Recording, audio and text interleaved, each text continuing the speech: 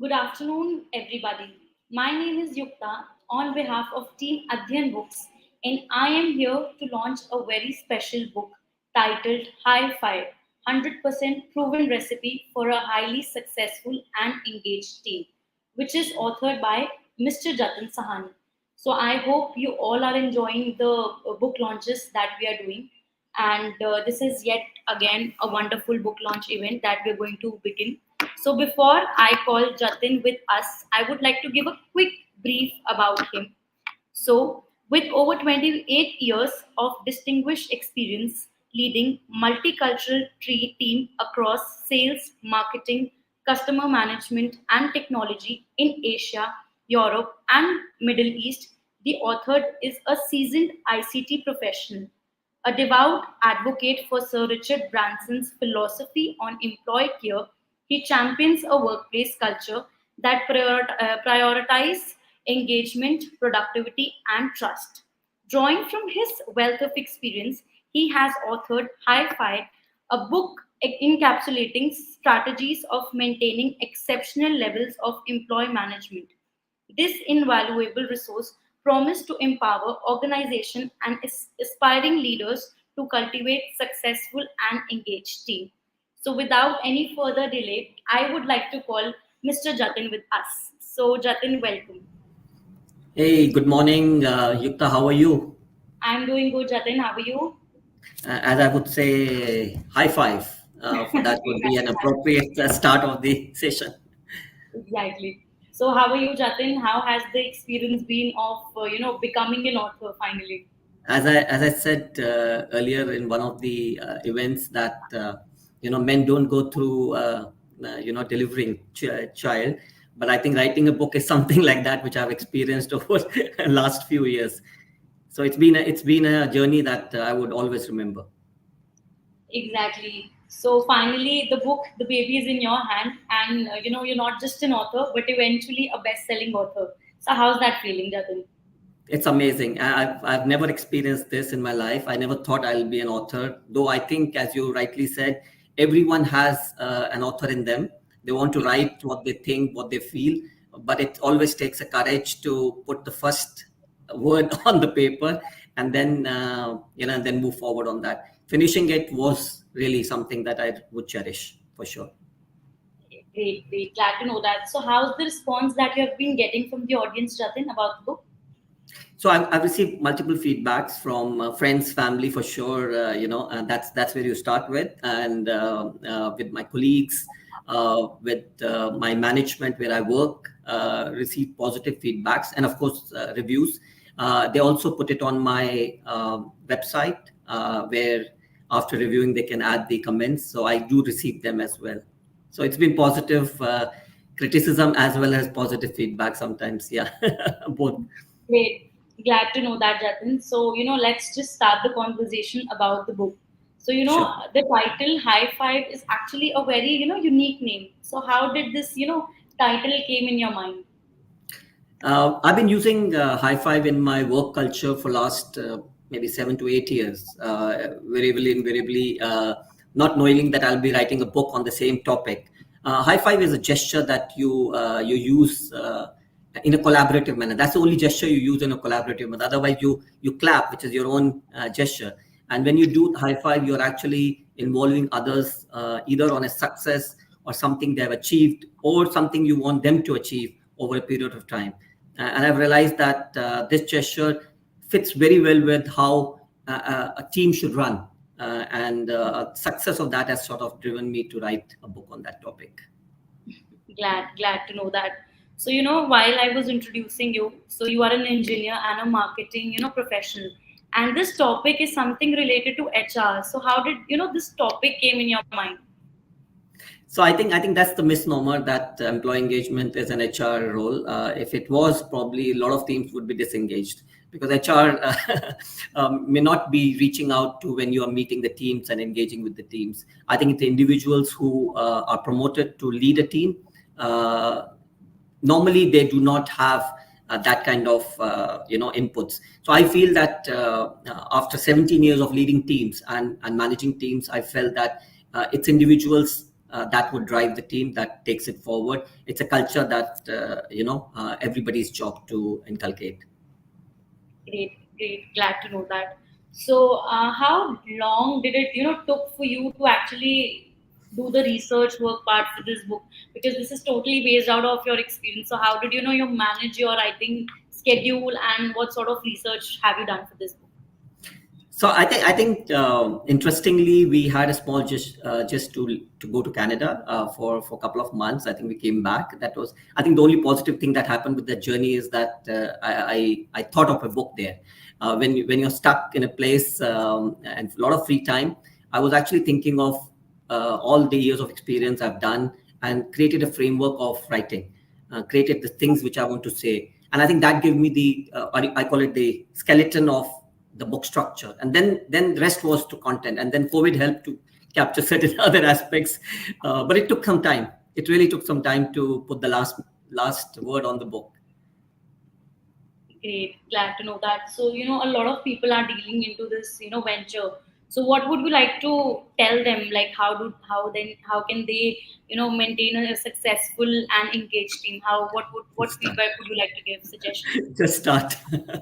I think the starting is the tough part. Everybody knows they wants to Right. do it, Mhm. and people like me would love to help somebody who would like to give it a start, because uh, I tell you, in general, if you speak to a lot of people, they may not encourage you. They'll always feel it's a lot of time would be wasted and you may not get time, and so the encouragement has to be inside you to start, I would say. Exactly. So, while I was just going through the book, so I have seen various ingredients, that actually make a successful team. So, what, as per you, is the core ingredient which is actually necessary for this? So I think the way the book has been sort of crafted was more like a chef, and every chef has a different recipes for the dishes, even though dish may not sound the same, and they would like to put their own ingredients, the garnish, and other things. So if you look at the name of the book itself, the high five, the each alphabet itself is an ingredient, and I think Exactly. it fitted very well because it's a journey of an employee who comes to a team to an extent of he reaches a stage where you understand him very well, not that you're leading him. So I think Mhm. from handshaking to, I call it the empathy part, is a high five journey that ingredients cover, and each alphabet as you read it is a chapter and Yes. ingredient in itself. Yeah. So, yes, talking about the first ingredient, that is handshaking. So, can you elaborate? Tell audience more about it. What does it mean? I know it's a very, though it sounds a very normal word that we do for welcoming people, but since I come from an engineering background, handshaking is a protocol that's used between two machines to talk to each other before they start communicating. So handshaking is more of a gesture to say, okay, everything is fine, we know each other, our understanding is clear, we can both work together, and then they start communicating. That's handshaking. And I think probably is one of the only and probably the most important element that you should look into when a team joins you. The purpose of an individual joining the team and how you understand his purpose of him to continue with your team is called handshaking. So that's first ingredient, and I think probably a very powerful one. Exactly, exactly. So, the second ingredient which is listed in your, book is integration. So, how important is it for team members' success, and how, leaders can foster integration among team members? How can they do so? So Yukta, what I've observed is a lot of companies spend months and years to recruit somebody and find somebody talented enough. They hardly spend time on integrating that person. It just comes on board and they expect him to find a way in the organization. And the observation has been that most of the employees leave in the first 6 months of joining. And I think they don't just get integrated. They don't know the culture. They don't know the DNA of the company. They don't understand anything. And I think that's where you need to spend time even before he joins. So I think you've recruited the person. You need to start integrating him or her even prior to him onboarding. And I think that's something which we all miss out in our own scheme of events. And we think that he knows and he'll start working. And that's Exactly. So it is a main, ingredient that is required, right? So great. So talking about the third ingredient, which is actually, guidance, and it is actually crucial for any team member. So would you like to highlight about it, the third but ingredient? Yeah, for sure. For me, I think as Bill Gates says, everybody needs a coach, and you need coach in a sports environment or a skill environment. And why the company or corporate environment is left behind? You need a formal guidance, a coach, or someone who can sort of give you the map of how you would get involved in the company. You should be a help away. You should be able to listen to somebody. A mentor method is one. Those buddy programs are a lot of people do different kind of programs in that, but guidance and a coaching is a formal ingredient that should exist for anybody who's joining the team, who should be able to go to and talk. And I think a lot of times we miss out coaching to training. No, it's not that. Coaching is purely a mechanism of individuals to talk to each other, understand the nuisance of the work and environment, and guide them all the way when they get stuck. And I think that's something we all need. And we have observed that companies which have coaching in a very formal way, the success rate of achievements is significantly high in terms of profitability and growth. Exactly, rightly said. Coaching is required by every individual so that they can deliver the best quality, right? So glad, thank you for letting us know about it. So the fourth ingredient that we have is healthy competition. So it's an interesting ingredient because there's a lot of healthy competition going on in the organization these days. So how can an organization balance competition with collaboration of effective to achieve optimal results? How can they do so? So I think we all competitive. We get the best out of us when we are competitive. And I think gone are the Greek days when this was used more in the sporting environment. But I think the work culture environment, we have observed that a competition and a healthy competition, I would put it, gets the best of the team to perform. Having said this, I think a negative competition or something that is negatively structured is always worse than not having one. So never do that. And I think that's what the book covers is what you should not be doing in launching a program that sort of brings the team down, puts a negative feeler between each other. It should be a healthy environment. It gives equal opportunity to everybody. Everybody has a chance to succeed. It should not be complicated enough to understand, and it has to be I call it simple to understand and simple to execute. And not having one is also not good, because you will not find the best out of an individual if he's not striving towards a result. Definitely the person deliver the best, right? So there's another ingredient, which is the fifth ingredient, which is fun at work. So it's in it sounds very interesting ingredient. So can you just tell us more about it? Yeah, for sure. I think we always say fun and work are two different things, but I think they tango very well. As I think Dale Carnegie has said that if you don't like what you're doing, you will not like doing that.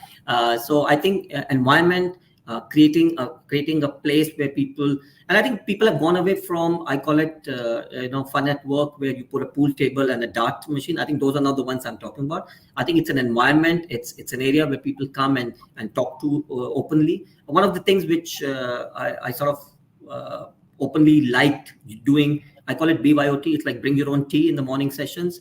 You listen to stories of individuals, what they've done, and sort of you take it forward. It's quite a fun environment. You're very open about it. You talk about personal achievements sometimes, like launching a book sometimes, which you normally would do outside the office environment. You feel, that's professional and personal. You should not link together. But I think unless you link it, you will not be able to succeed. And that's where fun at work comes. We have done it so many times in our environment, on the floor, and you feel it. Fun at work, you feel that kind of vibe when that environment is involving fun.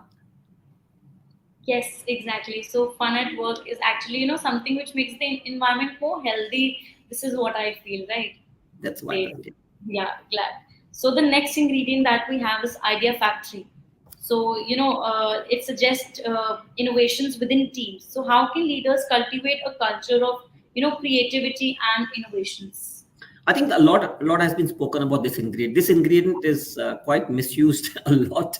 We always say there are a lot of ideas that float around. We recognize ideas, but actually we're hard of listening. Most of us are very hard of listening. We like to speak because we want to share ideas, then listen to ideas. And I think that's what I've observed. best ideas come from the least expected employee in the company. And I think this is something we've all seen in most success stories of Nike and Spotify's and 3M's. And they have employees who generate the best of the ideas, and they're the least important positions. So listening, generating an environment of idea creation, open up very clearly, transparently, listening to them, having a platform where people can discuss that, and don't get shy away from that. I think this is an idea generation. It's not something you have to create a structure of putting an idea in an email and it comes to your thing and somebody evaluates it. No, that's not the right thing to do. That creates barriers of idea generation. Great. Glad to know that. So your next ingredient talks about value to employees. So which is actually a vital ingredient for employee satisfaction as well. So how can you suggest that organization can ensure that they're providing meaningful value to their employees, because this is actually an underestimated ingredient.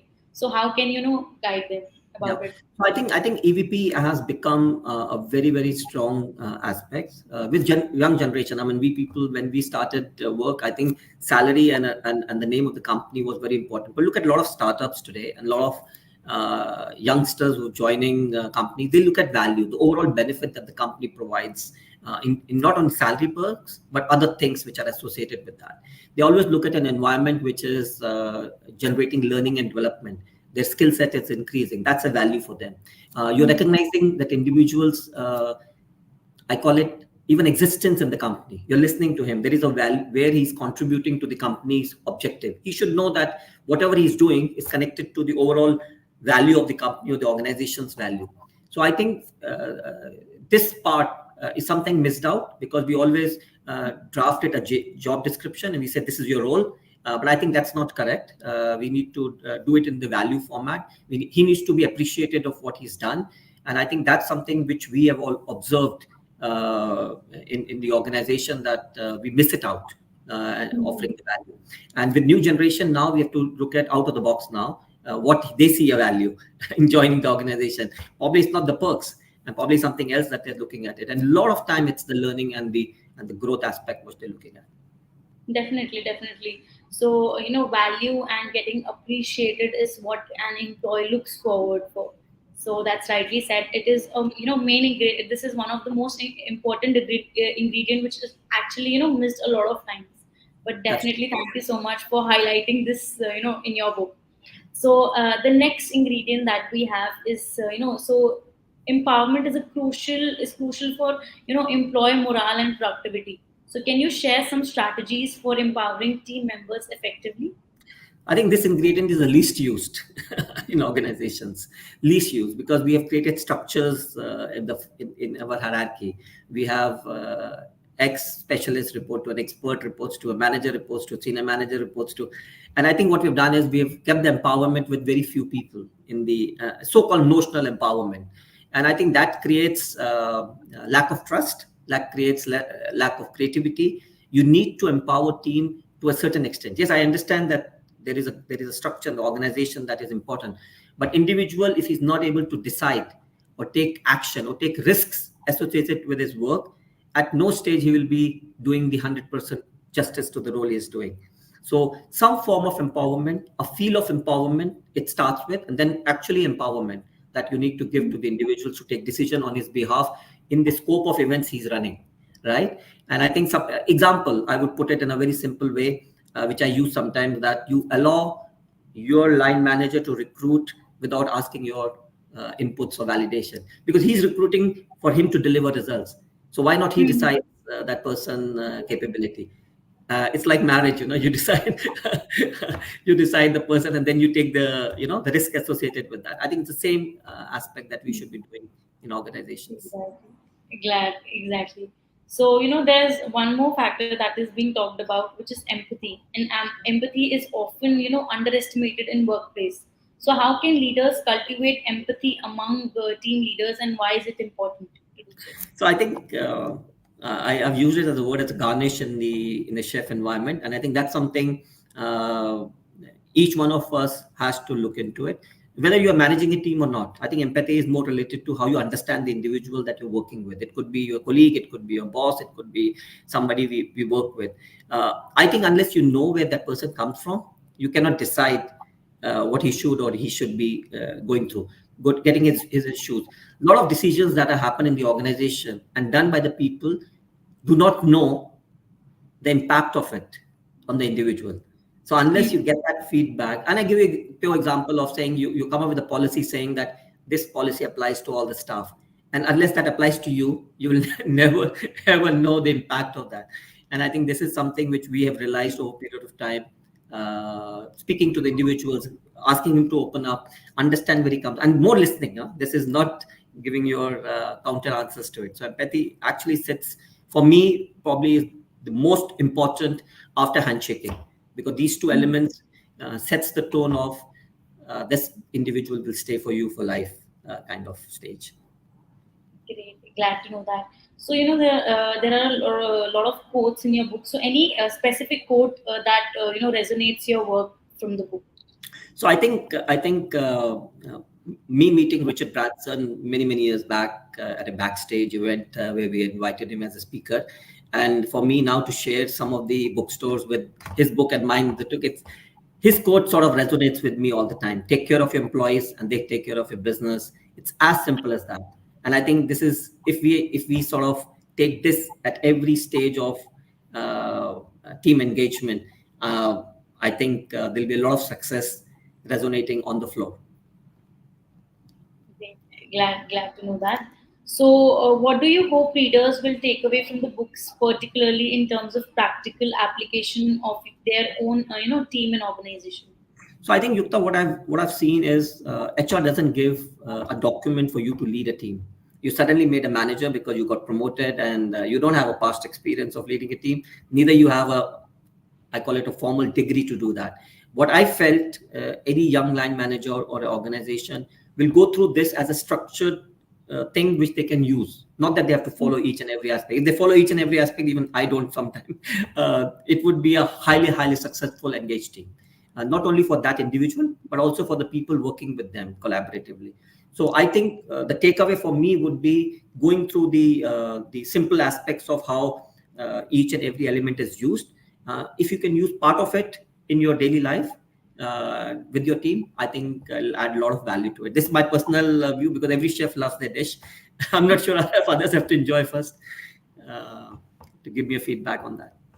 Great, definitely. So the recipe of high five will definitely help a manager to actually lead into a successful and engaged team. Definitely for sure, because I have gone through those ingredients personally, and definitely it will be great help for them. Yeah. Thank you. So can you share a story from your own experience that talks about effectiveness of one of the principle outlined in your book? So I would say that high five in general as a ingredient totality that covers every aspect. What I've used on the floor with the team, it becomes something that they use every day.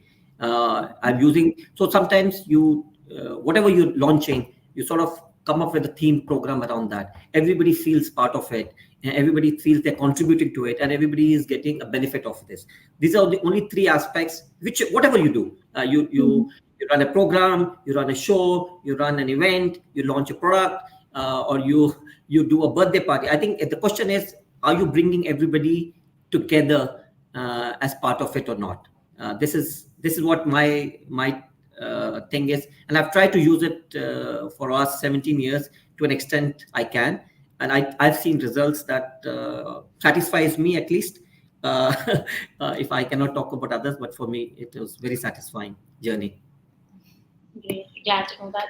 So, how did you think the corporate landscape has changed regarding employee engagement since you began your career? So, how has that it been changed? And I think 180 degrees phase shift of the youngsters are more impatient. Youngsters have a lot of opportunities. They are more educated, they're more skills and more knowledgeable in terms of access. What we didn't have. We didn't have Google at that time, so you can understand our limits was was related to what corporate fed us. So yes, you need to understand where they're coming from. You need to understand where they want to go, and I think that's where it stands. If that individual stays with you for a couple of years and more and stays happy, I think you've done the best out of it.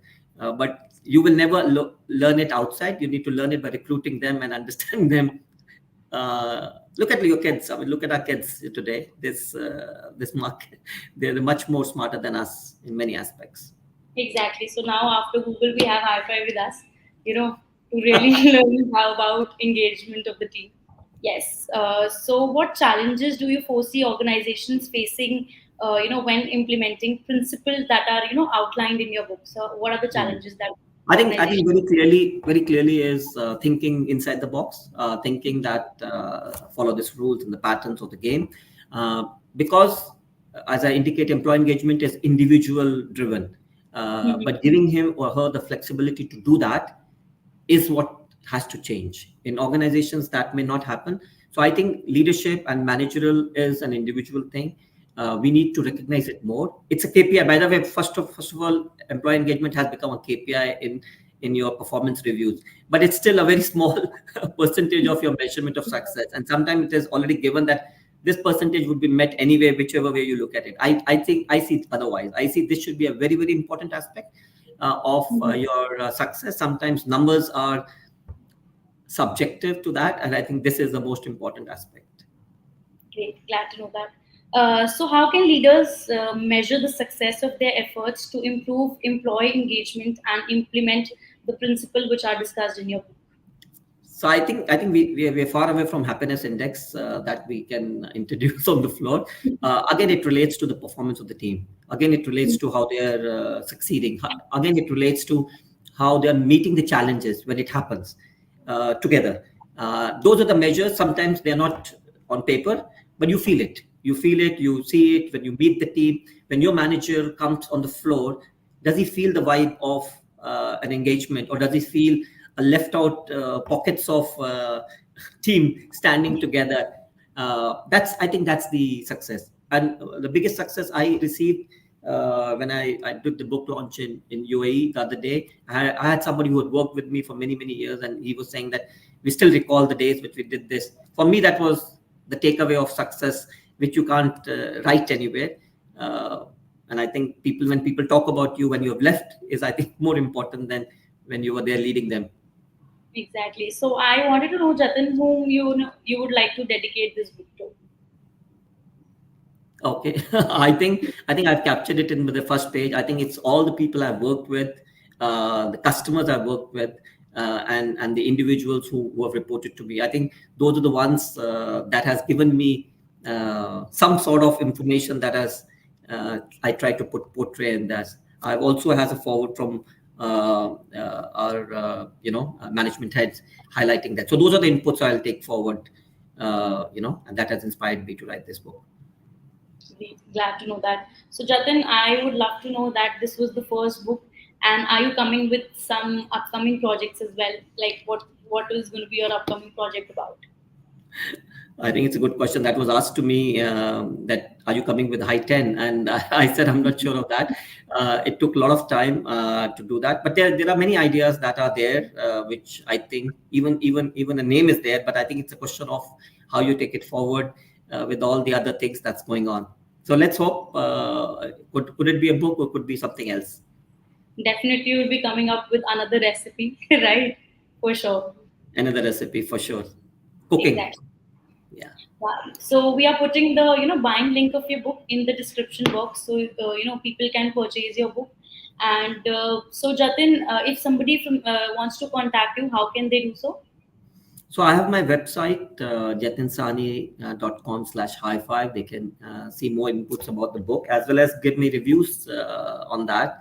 I would love to get that as well. And it comes directly to me on my email, so I come to know who's sending it. Great, glad to know that. So any last message that you would like to convey to the audience, Jatin? No, I think thank you so much. The message is clear that if you have something in mind, just start it. I did that bold step, and I think I'm really, really, really happy that I'm able to achieve something which I never dreamt of maybe a couple of years back. So I also would like to thank Adhyyan Books, our publisher, in their launch for all these help they've given. And Yukta, thank you for helping me in terms of believing that it will it will come live. So yeah, thank you so much to be part of this journey with me. Thank you so much. Thank you for joining us, Jatin. So, Thank you. yes, we'll be coming again with another book launch. So, thank you so much, everybody, for joining. Thank you.